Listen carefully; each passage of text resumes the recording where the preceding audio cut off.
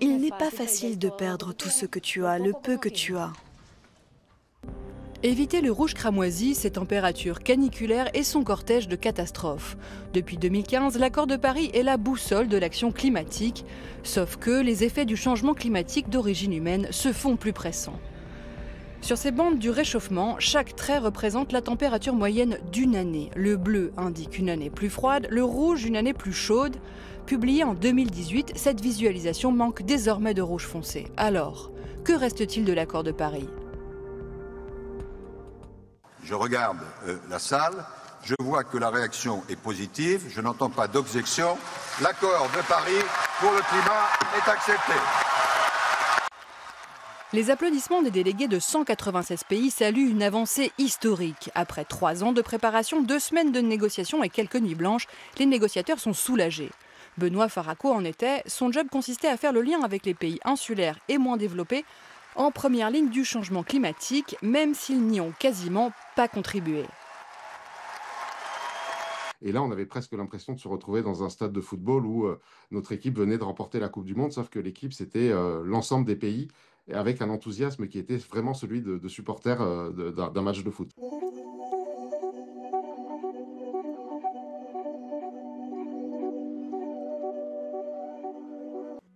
C'est le point cardinal adopté à Paris, fixer un seuil à la hausse globale des températures, 1,5 degré au-dessus des niveaux pré-industriels d'ici 2100. Et si vraiment on n'y arrivait pas, nettement en dessous de 2 degrés.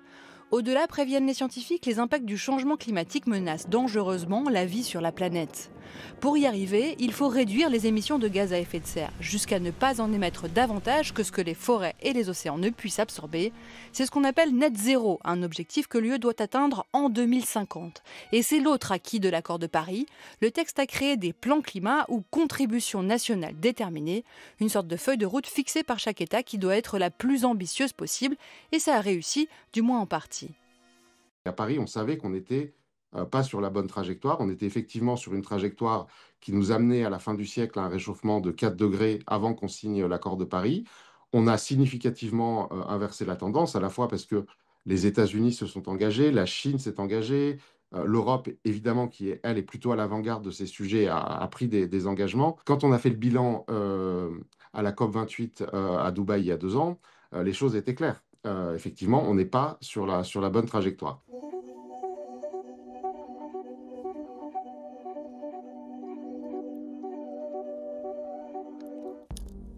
L'année 2024 était la plus chaude enregistrée jusqu'ici, et la première a dépassé le seuil des 1,5 degrés, ce qui ne rend pas l'accord de Paris caduc pour autant, parce que les climatologues prennent en compte la moyenne des températures sur 20 ans afin de lisser les variations. Donc aujourd'hui, on est à 1,3 degré de réchauffement moyen. En revanche, si rien ne change, le seuil de Paris devrait être franchi avant la fin de la prochaine décennie. En 10 ans, l'élan suscité par l'accord est retombé. Le changement climatique, c'est la plus grosse arnaque au monde, à mon avis. Au déni américain s'ajoute le fait que les pays ont de plus en plus de mal à se parler. Alors, quel bilan dresser de l'accord de Paris ? Un réseau scientifique qui fait le lien entre changement climatique et événements météorologiques extrêmes s'est penché sur la question et conclut que l'accord a bien réduit la trajectoire de réchauffement, mais pas suffisamment. Nous sommes sur une trajectoire de 2,6 degrés de réchauffement mondial depuis que nous avons commencé à émettre du CO2 et d'autres gaz à effet de serre en brûlant des énergies fossiles. Et nous anticipons qu'avec ce changement, la probabilité que surviennent des chaleurs extrêmes, que nous considérions jusqu'ici très rares, fera partie de l'ordinaire. Si les États tiennent leurs engagements, voici ce que ces scientifiques estiment probable. Avant le changement climatique, la canicule de juillet 2023 en Europe du Sud aurait pu se produire une fois dans un millénaire. À 2,6 degrés de réchauffement, on s'attend à voir un tel phénomène une année sur 2. C'est une hausse de probabilité vraiment spectaculaire. Et cela s'applique aussi aux événements climatiques que nous n'aurions pas répertoriés. Donc des chaleurs extrêmes qui sont aujourd'hui peu probables pourraient devenir banales dans un climat à 2,6 degrés. Des chaleurs qui font souffrir les populations jusqu'à en être létales pour les personnes les plus vulnérables. Enfants, personnes âgées ou immunodépressives, travailleurs en extérieur ou habitants de logements mal isolés. À travers le monde, les vagues de chaleur tuent déjà chaque année plus d'un demi-million de personnes. C'est plus que les cyclones, les typhons et les ouragans. Face à la crise qui se profile, pourquoi l'action politique ralentit au lieu d'accélérer? Benoît Faraco, qui représente la France à la COP, ne nie pas la difficulté. On est en train de rentrer dans une nouvelle phase de la lutte contre le changement climatique qui demande des changements en profondeur de nos sociétés. Il y a des nouvelles technologies qui arrivent, il va falloir changer un certain nombre d'habitudes, de comportements pour atteindre cet objectif qui n'est pas un objectif facile. Et si c'était un objectif facile, il n'y aurait pas besoin de se réunir tous les ans pour en parler. Ne reste plus qu'à espérer, comme le pape Léon XIV, que les délégués de la COP entendent le cri de la terre, le cri des pauvres, des familles, des peuples indigènes, des migrants involontaires et des croyants à travers le monde. Le pape a béni un glaçon détaché de la calotte du Groenland. On ne sait jamais, ça peut aider. L'accord de Paris reste aujourd'hui la boussole pour réduire les émissions. Sauf qu'on l'a vu, les engagements pris par les États ne vont ni assez vite ni assez loin. Et que tout en déployant des énergies renouvelables, le monde continue de brûler des énergies fossiles. Alors la question reste entière, le seuil des 1,5 degrés a-t-il encore un sens ? Une chose est claire, nous ne parviendrons pas à contenir le réchauffement climatique en dessous de 1,5 degré dans les prochaines années. Le dépassement est désormais inévitable. Dépassement, ce terme risque de devenir familier.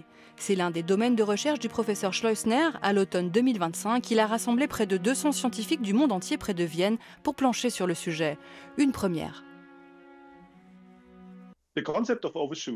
Le dépassement, c'est l'idée du deuxième meilleur des mondes, auquel nous avons pensé dans l'accord de Paris. Dans le meilleur des mondes, on aurait limité le réchauffement à 1,5 degré, ce qui est assez peu probable. Dans le deuxième meilleur des mondes, on excède temporairement les 1,5 degrés de réchauffement, tout en restant bien en dessous de la limite des 2 degrés, sorte de garde-fou supérieur de l'accord de Paris. Ensuite, on fait redescendre les températures à 1,5 degré à plus long terme en éliminant le CO2 de l'atmosphère. C'est un défi vertigineux. Éliminer le CO2 dans l'atmosphère peut se faire de plusieurs façons, de la plus naturelle, planter des arbres, à la plus technologique, en pompant le CO2 dans l'air pour l'injecter dans le sous-sol. Mais c'est énergivore et limité.